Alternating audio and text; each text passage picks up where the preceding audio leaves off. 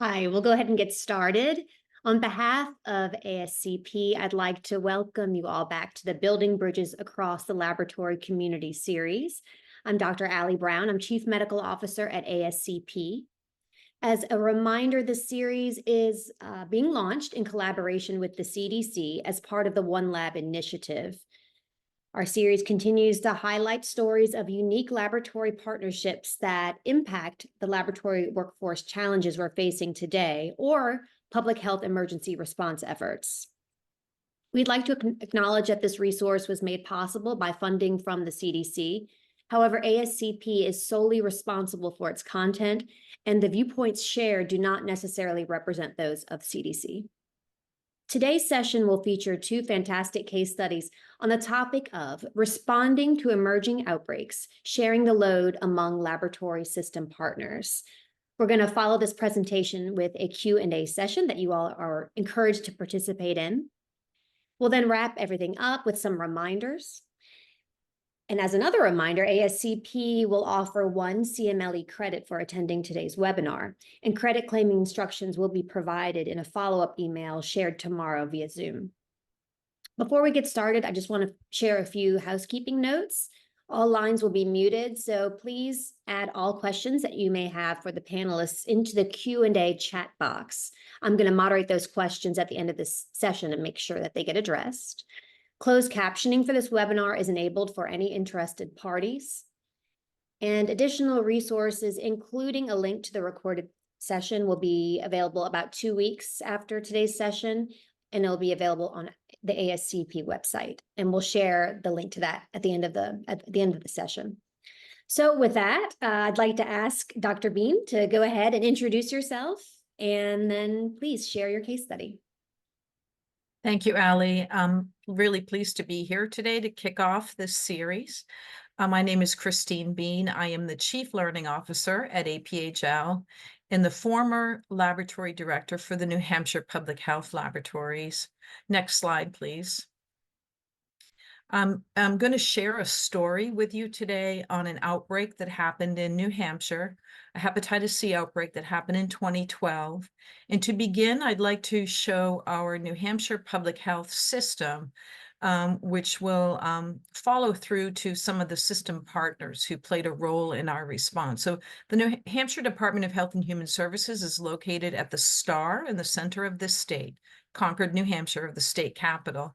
The population is about 1.3 million. We have 14 public health regions that are outlined here in different colors, and these regional partners played a role in the Hep C response that I'll share with you when we talk about the pods and how those were used for testing. We have 234 municipalities or towns, each with a health officer, so with varied backgrounds.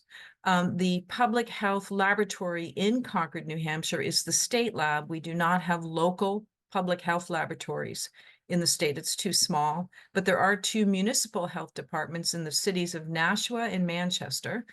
And last but not least, we have 26 hospitals, 13 of which are critical access. And those hospital partners we work closely with as the laboratory system, and that will come into play as we go forward. Next slide, please. So to begin with, we became aware in May of 2012, and I'll add some personal effects to the story. We were at our annual APHL conference, which occurs in May of every year. This year, 2012, we were in Seattle, Washington. I remember it like it was yesterday. And we were notified of a cluster of 4 recent hepatitis C infections that were reported to the state from a single gastroenterology group. And they noted that this seemed odd to them that they saw recent infections. At this point in May of 2012, Hep C was not a reportable infectious disease in New Hampshire, but that will change as we go forward. We were notified. I remember my virology program director, who was at the APHL meeting with me, suggested that maybe he should leave the conference early and go right home. I said that would probably be a good idea. An epi investigation began, which revealed a common source of these 4 infections. 3 were patients at a cardiac procedure room or a cardiac catheterization unit and the recovery area for that unit. And 1 was a worker in that cardiac catheterization unit. Those were the 4 recently diagnosed cases. The epi investigation revealed that there was testing indicated for over 1,200 patients who had been treated in this cardiac catheterization unit. And this phase 1 testing, I'll describe it as, was conducted by both hospital and the New Hampshire Public Health Laboratory and linked the healthcare worker to these 4 cases of infection. So the next slide you can go to, I'll talk about what drug diversion is. This is an important slide for people to understand that drug diversion occurs when prescription medicines are obtained or used illegally by healthcare providers. In this case, if you look at the healthcare provider, was the cardiac catheterization technician who had been previously diagnosed with hepatitis C in 2010, who was using medications, fentanyl in this case, in a syringe that was clearly for the patient undergoing the procedure.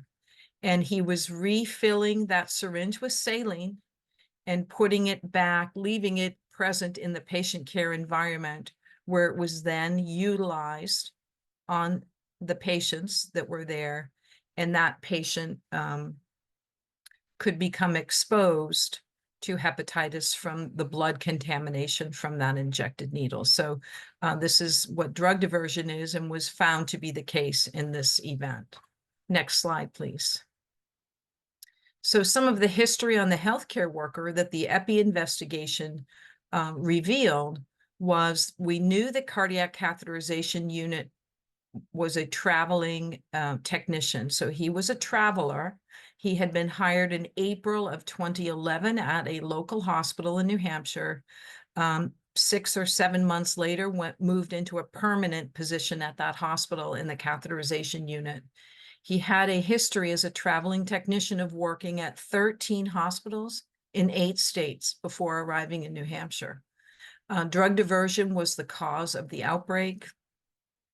32 cases in New Hampshire and 46 in the United States were linked to this healthcare worker.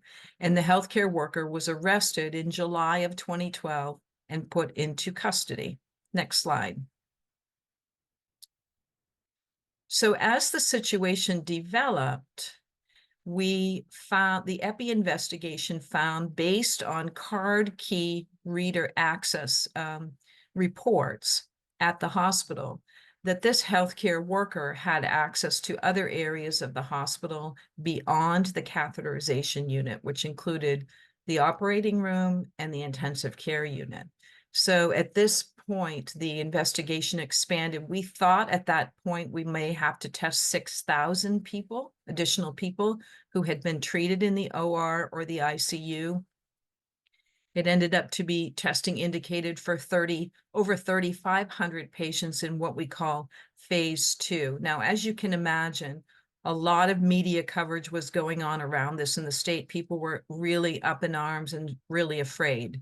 So the next slide will show what next steps took place, where there was decisions made at the state level under an incident command system that rapid testing would be offered in these communities to those who chose to come. This clearly was not mandatory. They could go to their primary care physician, but it would be offered on site, rapid testing, and 4 locations were set up with 8 testing clinics. The public health regions assisted here to set up these testing sites, and the laboratory played a major role in doing this. But what we knew at this moment in time was there was no way we could test 6,000 people ourselves, right? We're one state public health laboratory.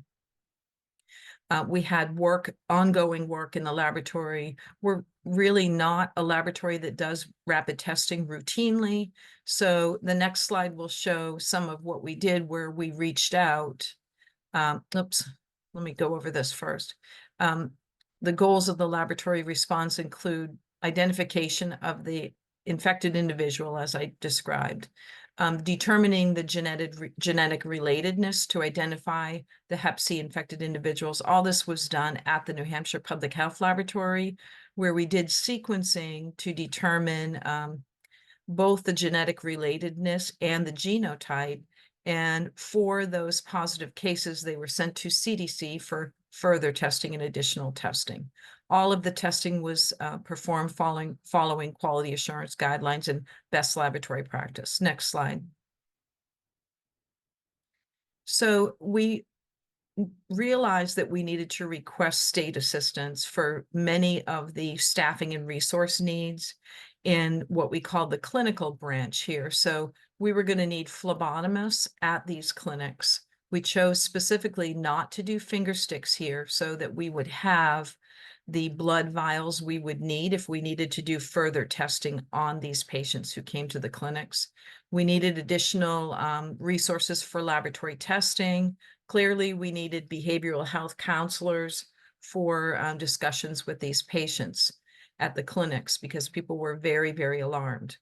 The governor declared a public health emergency, which was very important here. And what this meant was those people who were willing to volunteer to assist in any way now had liability protection because they were agents of the state doing this work under an emergency declaration. Next slide. So what we did in the public health laboratory, we work very closely with our Sentinel laboratory partners, which are our hospital laboratories, routinely have meetings with them, and we utilized the laboratory response network system using a health alert network, or a HAN, you may have heard of that, a method of communication to recruit volunteers for assistance. So we sent a message to these system partners using the health alert network and said, we need help. We need phlebotomists, we need testers, and we're setting up these clinics and we need volunteers. So we had 24 testing personnel who volunteered and stepped up to the plate, and they were trained with competency assessed prior to the event. This was for performing the OraSure rapid Hep C test. We actually even had OraSure members of their organization come do the training at our state lab for these volunteers. And many of these volunteers, once they were trained and they were ready to go, were willing to go to multiple clinics once they were trained. Next slide. This just shows the staff responsibility units when this pod was activated. What is a pod? A point of distribution, which is typically used for vaccinating people, right? Clinics are set up in a state typically to give a vaccine in the case of an emergency or an outbreak. In this case, we activated the pod system and used that to set up the clinics for where the testing would occur. And you can look at each of these responsibilities: greeting patients, clinic flow, phlebotomy. And under each of these, you can see all of the system partners who help. We had Hanscom Air Force Base members. We had AmeriCorps, Vista AmeriCorps. Under phlebotomy laboratory, we had all of these lab response network. So you can go to the next slides and we'll just scroll through these. I just like to show you some pictures of the pod. Clearly we would never show any of the patients there, but next slide, I'll walk you through just seeing this. This was a registration area. Next. Phlebotomy area. As I said, we drew tubes of blood on them. So patients typically waited to get their results, and we surely did not want to have to call them back in for a blood draw and have people wonder why that was happening. Next slide. This was the laboratory group. Specimens were delivered and transported safely to the laboratory group. Next slide will show again the testing area. There we were in this, this was actually in a school, in a cafeteria in a school that was closed down for us to use. Next slide shows some of the OraSure test results from the rapid testing. All of the positive tests were repeated with a different tester just to confirm that these were truly positive, and blood samples went back to the state lab. Next slide. So here's the laboratory group pod, 8 pods, 7 days, 24 credentialed testers. What we did also do in the first clinic that was set up, we had our CLIA regulators there. They wanted to come and observe, and we said, you're more than welcome to, which was a really good thing for quality. Next slide. Okay, lessons learned. So the New Hampshire Public Health Lab took a lead role in setting up the pod for testing. This had never been done before in New Hampshire. Communication with the public is clearly one of the most important things here.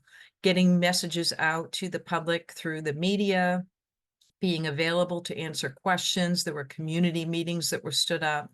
In the collaboration and partnership, our laboratory capacity required partners, which included internal lab staff. So lab staff played roles in many ways. They might not be testers, but they were centrifugers. All these specimens came back to the laboratory and had to be handled properly, and data entry, etc.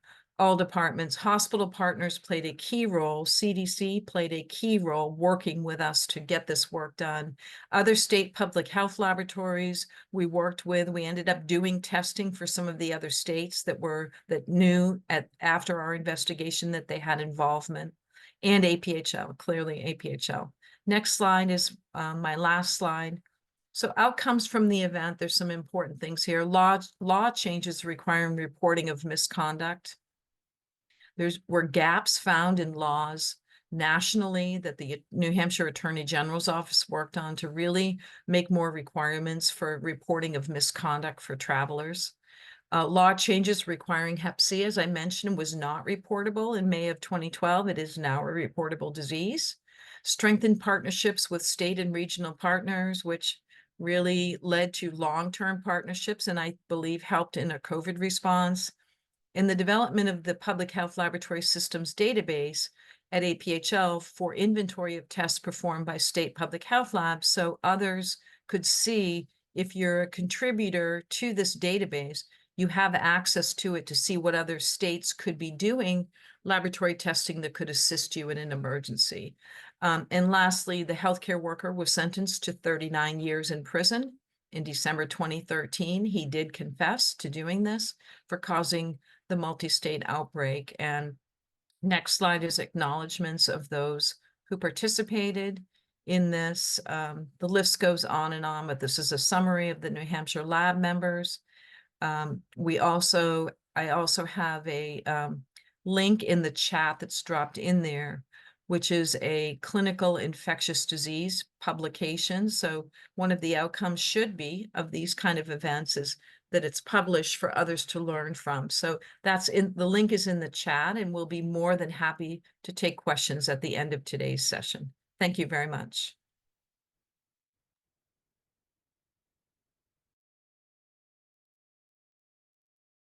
Okay, thank you, Dr. Bean. That was outstanding. Every time I see a presentation like this, it reminds me of one of the things I love to say, which is public health matters to everyone all the time, right? It's just such a critical piece of our healthcare system. So I'm going to kind of switch gears a little bit and talk about rabies from the perspective of a new look at an old foe. Like Dr. Bean, I have a background in public health. I started my career for about a decade at the Department of State Health Services in the Bureau of Laboratories and Zoonosis Control Division in Austin, Texas, over 30 years ago, which is kind of weird to think about. And it was just a wonderful place to work. And I spent some time there and at CDC before moving to Texas State University, where I'm at now currently. Next slide, please. Just a quick acknowledgement up front. A lot of what I'm going to be talking to you about today is from my former place of employment at the Texas Department of Health, with some other slides from various agencies that I'll kind of point out as we go through this. Next slide. So some background. As many of you know, rabies is deadly. It's basically 100% fatal without vaccination. So it is 100% preventable with vaccination. It's a quick reminder for everyone as we get started here that if you go globally, you see anywhere from 55 to 65,000 deaths a year in humans and hundreds and hundreds and hundreds and hundreds of thousands of animal deaths from rabies. In the US, we're much more fortunate. We only see 1 to 2, maybe 3 cases a year in humans, but we still have lots of animal rabies cases. Here's what was happening in Texas. If you go back to the 1970 to 87 timeframe, we had rabies moving across the state in many different areas and different animal reservoirs. So, like many viruses, rabies has different genotypes that are typically found in certain reservoirs. For example, fox rabies, skunk rabies, bat rabies, and so forth. So at this time, we had El Paso County with 80 greater than 80 dogs. That's far west Texas. Webb County, which is just below that. And notice that in mid 70s, Webb County had 0 cases. And then all of a sudden in 76, 77, we jumped up. And what they did at that time, this was prior to me being on board, is they did rabies clinics for animals. They did other things through animal control officer training and employment. They did depopulation, and they also did a lot of education around there. There was also a 1979 law that went into place, Rabies Control Act, that required vaccination. Believe it or not, not every state in the US requires rabies vaccination for animals. Many do. Not all are required. Next slide. So moving forward about a decade, you can see that the Centers for Disease Control identified what was then called urban Mexican dog variant in Starr County. That's down at the very bottom of Texas near the South Padre area. Later, we renamed this the domestic dog coyote variant because it spent much of its time in the coyote population. And we're the only state with a canine variant at that time. We also had the gray fox variant epizootic, which was more in the west central Texas, and a lot of spillover into other mammals, including livestock like cattle and horses, as well as dogs and cats, domestic animals. And during this time, a kind of a new, exciting VRG recombinant vaccine was being developed, which was a recombinant vaccine that carried the rabies glycoprotein. It was in development. They were doing field studies, safety studies, and things like that. So just in the background, keep that in mind because we're going to come back to that vaccine in a minute. Next slide. So here's just a map of Texas. Like Dr. Bean, I could mention here, we have 11 public health regions. So we're such a big state that we're broken up into 11 regions. We have 3 major health departments, the biggest one's in Austin that does most of the laboratory rabies testing, but we also have, excuse me, also have labs in San Antonio, El Paso, and in Houston. Next slide, please. Now, this is about the time frame that I was coming on board. I began my employment at the Department of Health in 92 after my master's degree. And so in 93, 94, our governor, who was then Ann Richards actually declared a public health emergency because of these 2 growing epizootics that you saw in the prior slide. We had 2 human deaths, which was kind of a big deal in 91 and 94. And also, which was interesting, I learned this when I came on board, that many states will have they will trap different types of wild animals like coyotes and fox, and they will translocate them to other states to hunting clubs. I really wasn't aware of this, and so you can see the problem with that. If you trap an animal that's incubating rabies or anything else for that matter, and you translocate them to another state before they're tested or we know it, you're moving that virus much more quickly across state lines. So that was happening as well. So we created a statewide quarantine with high risk animals, and we regarded those as coyotes, fox, skunks, and raccoons. Remember, bats are also massively positive with rabies, about 11% if you look at down and sick bats, but we couldn't do much about bats. They're mobile, they fly, and so forth. During this time frame, our state government, we also started applying around our state for oral rabies vaccine program funding. Next slide. During this time, we were also investigating, and by we, I mean the Zoonosis Control Division and many others that were involved in this program that I'll line out in a minute. But we began looking at the Europeans and the Canadians. So, excuse me, I'm sorry, at what they had done in different places in the world. These are our partners. in the Texas oral rabies vaccine program. We were the lead agency, the Department of Health. We worked with so many different people, like Christine's project did too, USDA. We activated the Texas National Guard. We worked with USDA APHIS, CDC, the Canadians, the Europeans, local, state veterinarians, and small towns, and just on and on and on. It's almost too many to lay out here. Next slide. In the background, as I mentioned, we had some baiting studies going on. So this is a whole nother talk that we can't really go into, but remember these baits that I'm going to talk about in a minute that we were going to immunize wildlife with. We had to study their safety. We had to study their efficacy, what kind of titers were needed, what would coyotes and fox eat. So we actually did studies of their preference for coatings on the vaccine, like what did they like taste-wise.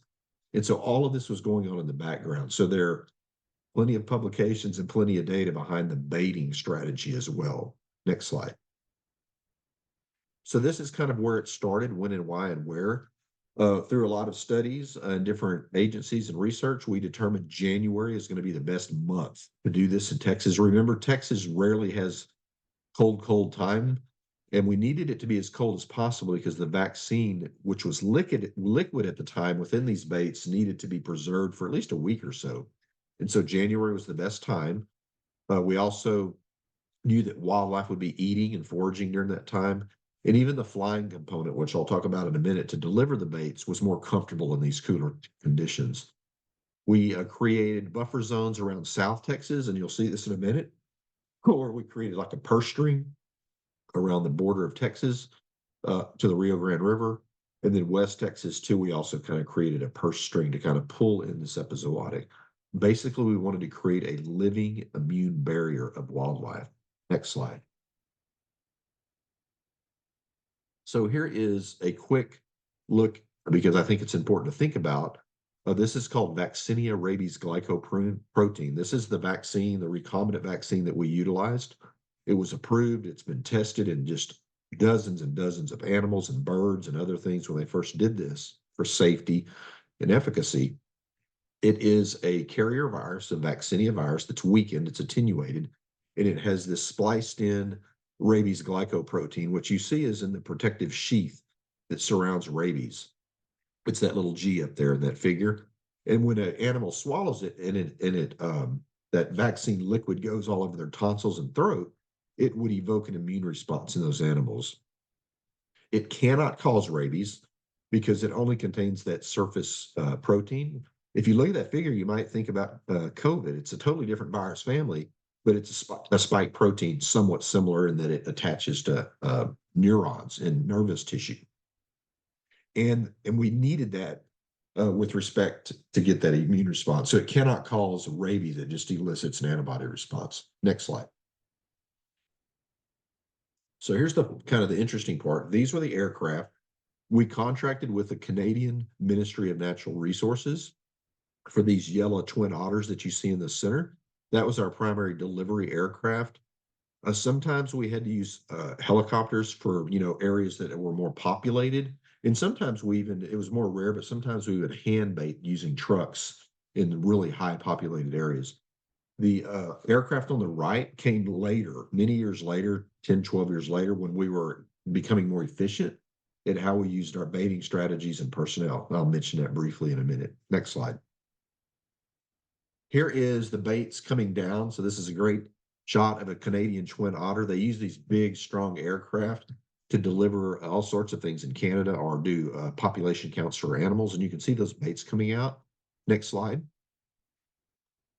And here's just some looks at the ground crew. Remember, we had to get things on the ground. We used airports all over South and West Central Texas, small town airports, so we didn't have a lot of traffic. We had to have big semi-truck trailers there to keep the vaccines cold. There's the vaccine, the first version on the left in his hand, the second version on the right, which was less weight, much more efficient and cheaper drop. So this took hundreds of people. We flew from dawn till dusk every day for about 3 weeks to bait these areas. Next slide. Here is a look, the center of the plane, that far top left image, you see me standing there holding on to the buckets. We had to load the planes They held about enough baits to take about a 3-hour flight. Again, we had 3 to 4 planes flying at all times. You know how big Texas is. This was going nonstop for 3 to 4 weeks. And if you see that center picture, originally you had 2 or 3 people in the back of the plane. You also had someone in the co-pilot seat. And all of this, again, another talk, but this was set up to understand the strategy of the speed of the conveyor belt that dropped the baits, the speed of the plane, and what density you wanted that bait put out so that one would fall about every 15 to 20 feet so that the animals would find it. So a lot of science behind this as well. On the bottom right is what we ended up doing with the new baits. They weren't heavy. They didn't have the bait matrix. So you could just drop them in this big tub and it vibrated and you only needed one person in the back. So it saved money and time. Next slide, please. The impact on the laboratory was awesome. I worked in the laboratory. It created a new position for both the laboratory. I was a public health microbiologist and a molecular epidemiologist. And so you test different parts of the brain for rabies. It allowed me to start doing monoclonal typing and eventually established Texas as the primary regional rabies reference laboratory. Next slide. Just a wonderful position. My first publication during this, just to show you that what came out of this, the impact was the creation of this really wonderful tool of the reference laboratory. Early on, we did restriction digest to determine the variants of rabies, and then we moved to sequencing later on in the 2000s. Next slide. Quickly, we can go through these. You can see the bait drops starting in 95 and how those red and blue areas were being drawn in. Next slide. Again, moving through 2010, some years we moved that baiting strategy. We had more money. It all kind of depended on finances, on what we can drop. Next slide. This was up through 16. Again, some years we only did the border strategy along Mexico rather. Next slide. By the way, during this time, cases were dropping because of the immunization that we were doing with wildlife, and really from 2016 till now. So this is still a maintenance program. We only bait along the Rio Grande River because we have pretty much eliminated canine rabies, which I'll show you a slide next slide. And here is the big picture of the data. Again, all of this data is found in different publications. Going back to 88 up to 2023, you can see domestic dog variant in the orange dash line and gray fox in the gray line. And then the total baits we were dropping over this time. Around 2009 or so, through passive surveillance of animals, we have totally eliminated canine rabies in Texas, a monumental feat. So here are our lessons learned. Local is global, right? So doing things within Texas, we had a lot of data and things to show that we stopped a rabies epizootic from 2 different animals from keeping its northward, westward expansion up to Oklahoma, Nebraska, and so forth. We were doing One Health before that phrase was out there. So animal health, environmental health, and human health are all impactful towards the One Health community. Team sport, right? You can back up perhaps maybe real quick. A team sport is really important because everybody had an important piece, from lab to epidemiologists to physicians to veterinarians and so forth.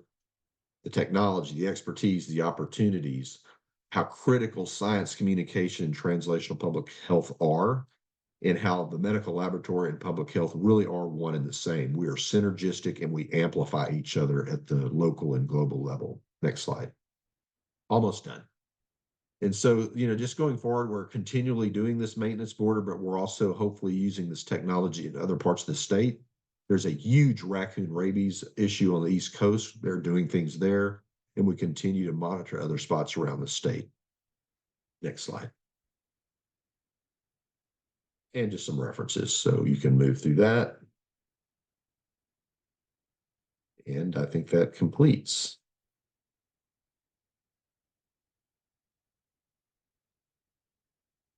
Thank you both to Dr. Bean and Dr. Rhode for the very interesting, different yet similar discussions today and presentations. You guys have done some phenomenal work here.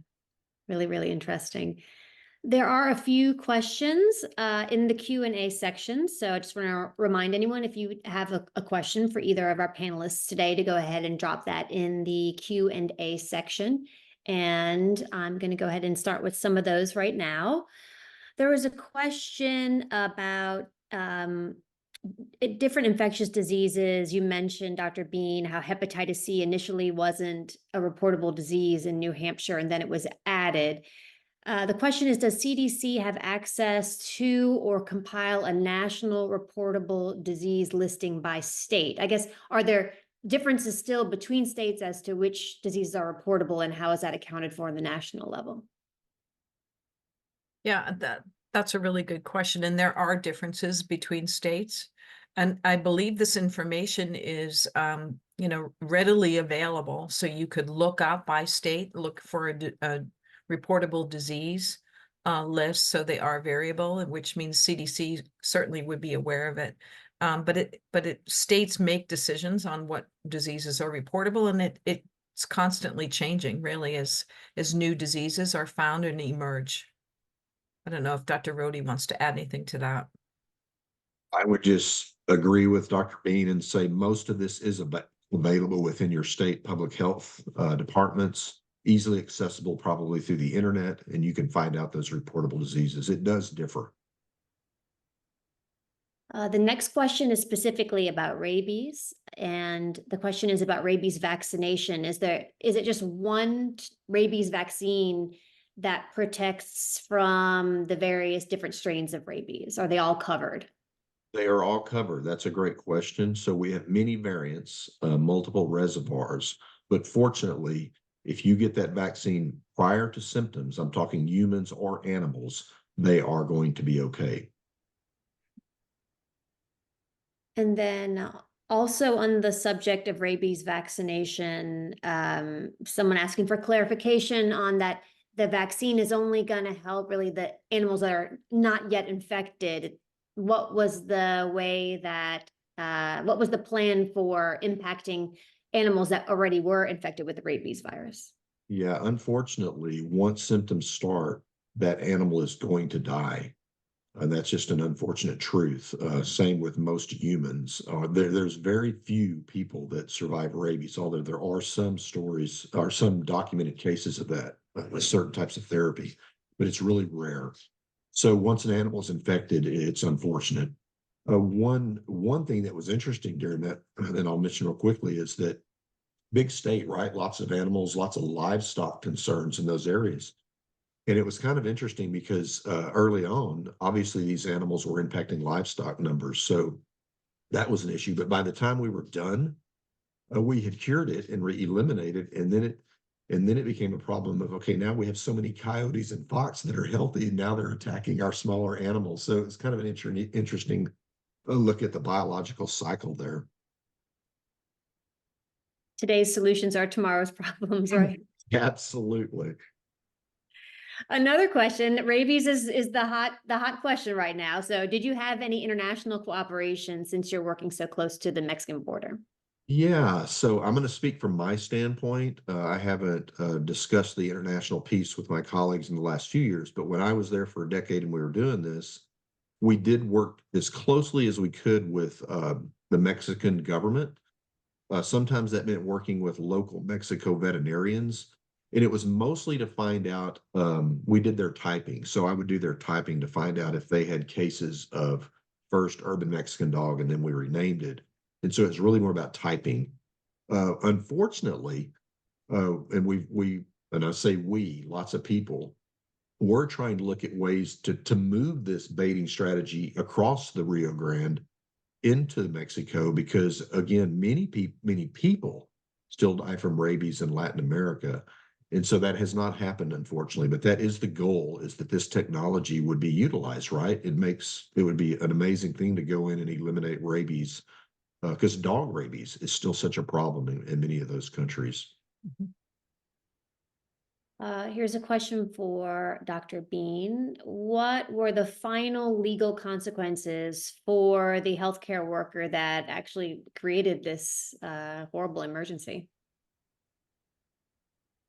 Well, he was arrested, as I said, in July of 2012, so it didn't take long before he was arrested. He denied it for a long time.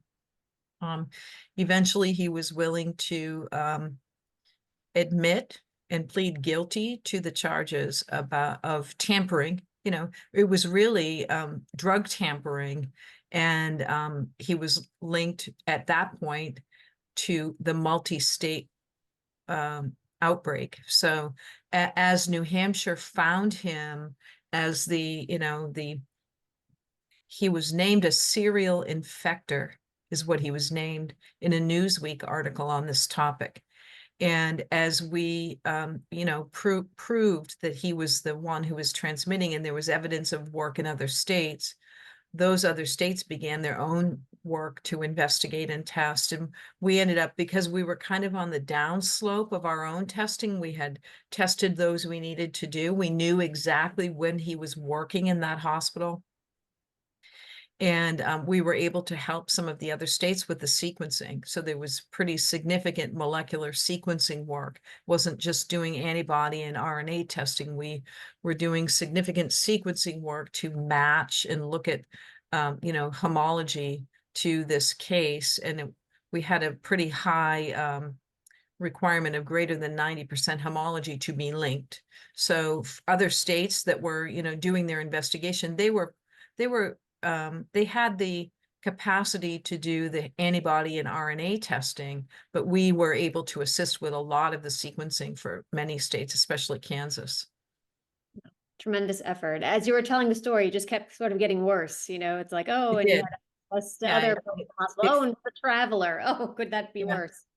It What a felt it felt that way, and I remember it was disturbing to people because it was hard to understand how somebody in a healthcare worker position could be capable of doing something like this.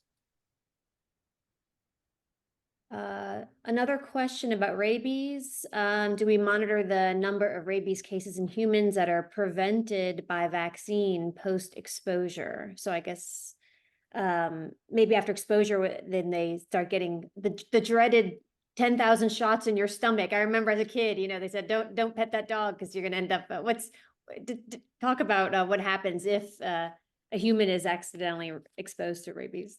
Yeah, so that, there's a lot of information around this, but kind of the short answer is that if a person is exposed, there's going to be an assessment, a risk assessment, typically by your physician. So one take-home lesson from this is that if you are exposed to a wild animal, and especially a bat in the United States, or if you're traveling and you're exposed to an animal that you're unsure about, you should absolutely talk to your physician so they can do an assessment.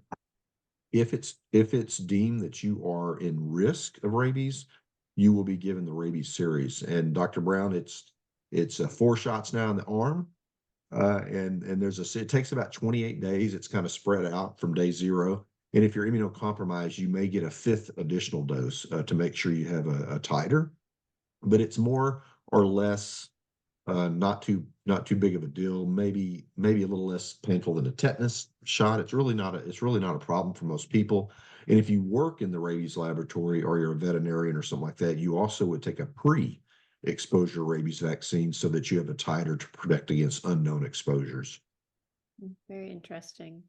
On the topic of rabies vaccination for the bait type of vaccine, is it possible for an animal to consume too much, like a toxic level? So this gets into the weeds a little bit, but it's interesting, right? So this is again one of those things of working with different people. So one of the different groups that worked with us in the early development was in those baits, they would put tetracycline, which, as many people know, it is able to be fluoresced with UV light. And so post bait drop, and this was really important in the first year or two because we were collecting data on efficacy of uptake of bait, for example. We would go in, and by we, mostly wildlife biologists, they would dart animals or capture them, knock them out, draw blood, get teeth, and they would look for antibodies, and they would cut these teeth, if you can imagine, in fine, thin sections and do UV fluorescence, and you would see literally how many baits an animal could eat, like rings on a tree. Our record was 21 baits by one animal. By the end of the event, after several years, we started joking that the coyotes and fox, planned for us to come every January because we were fattening them up. Right. Keep dropping those yummy morsels from the Right. airplanes. That's amazing. There's a question just about testing for rabies in humans? Yeah. This How is do a great question too. So most of the time in animals and most of the time, unfortunately, in a human, if it's a mortality, the gold standard is a fluorescent antibody test, an FA test. It works really well. It's pretty cheap. So a lot of good things about it. If it's ante-mortem and you're concerned about somebody having rabies and you're trying to figure it out from a human standpoint, there are multiple things you can do, but none of them are perfect. They might look at CSF. They might look at a nuchal skin biopsy in the back of the neck. They might even take hair from the back of your neck and look at the DNA of the roots because the virus will circulate there in the neurons and things like that. That's mostly molecular based or serologically based. But again, if that human being is showing symptoms, there are some things you can do nowadays called the Milwaukee Protocol and some other things, but you're in pretty dire straits if you're showing symptoms. Probably 99% of the time you're not going to make it. Mm. Really unfortunate.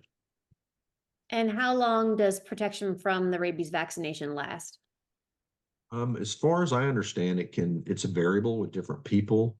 And if you're working in those areas, typically you're doing titer testing. So I had my titer tested annually because I was working with those types of animals at high risk.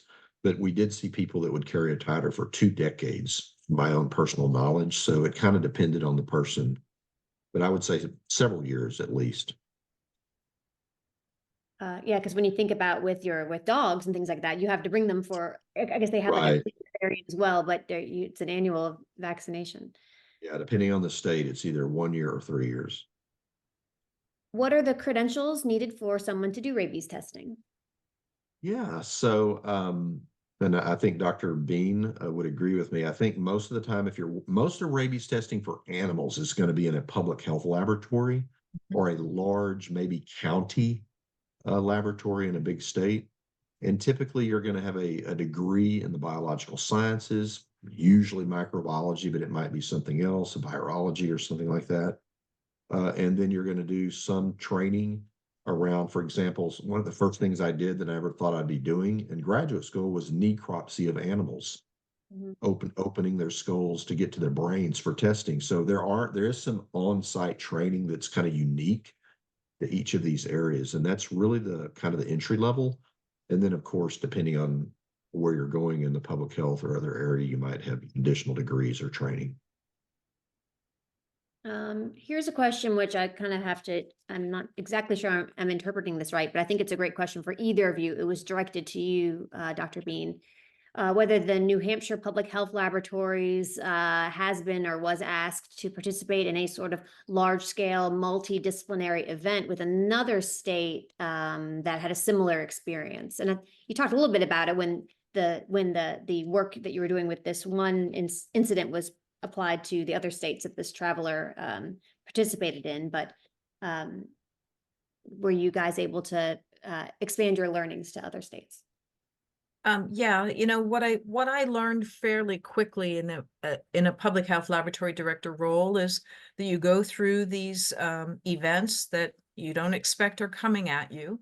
And it's a lot of lessons learned and a lot of opportunity to share that knowledge with others. So whether you're going out and speaking about it or whether you're working with other states, it's pretty common that public health will take a regional approach to things. So, we have regional consortia where states and groups of states work together and know what each other's capabilities are. So we've done it that way. We had an anthrax event in New Hampshire a few years before the Hep C event, where we worked with many states in the Northeast Connecticut, other states to help us. People who have experience are always willing to play a role and help. So it's typically something that public health laboratorians would do would be to reach out to others, mostly through APHL would be where people would start to say, who's experienced this, who can help, what techniques, what capabilities do people have?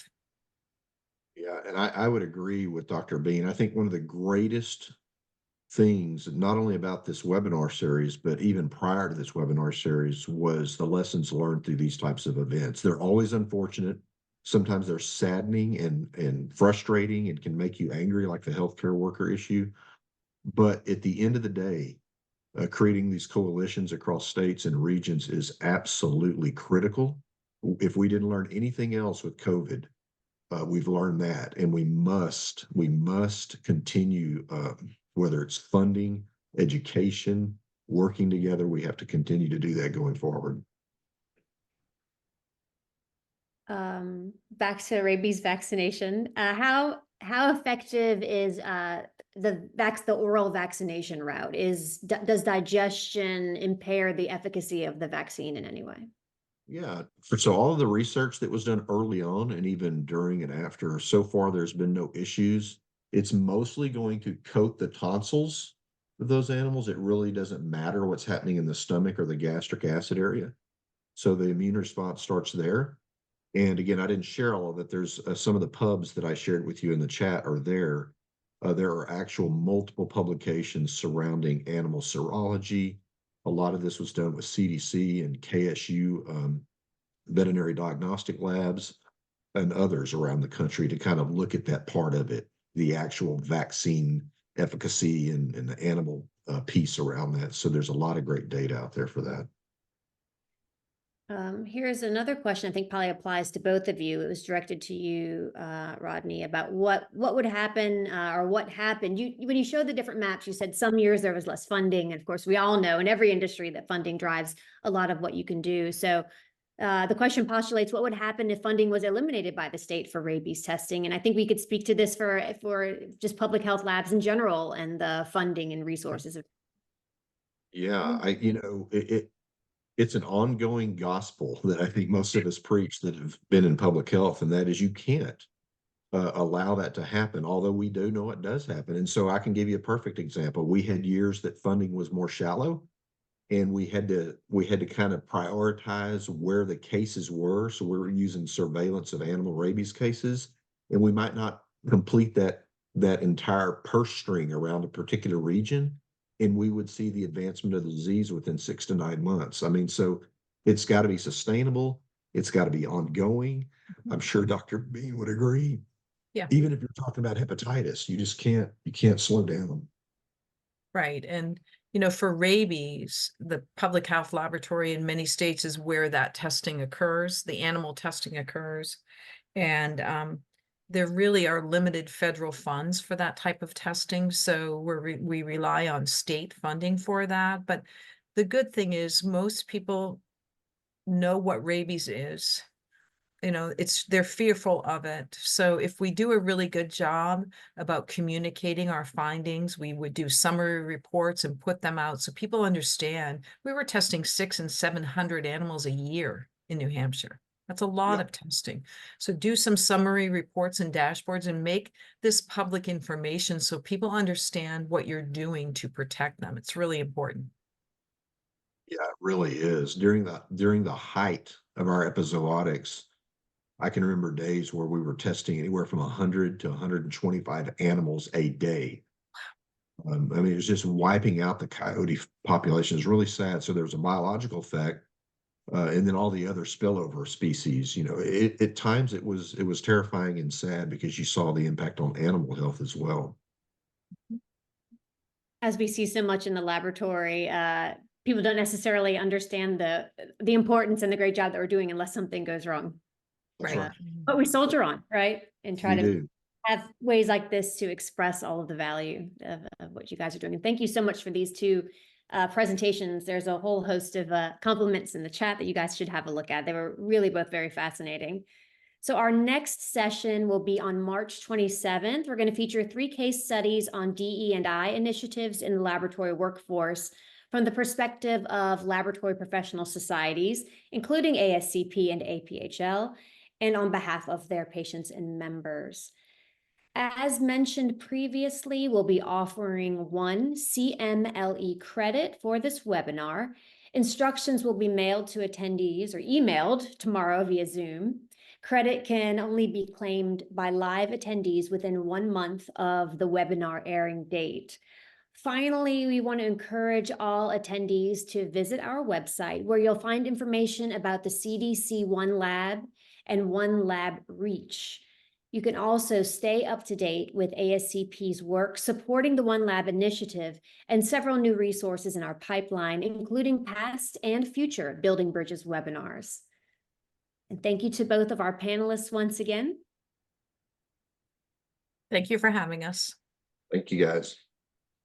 Everyone have a wonderful day.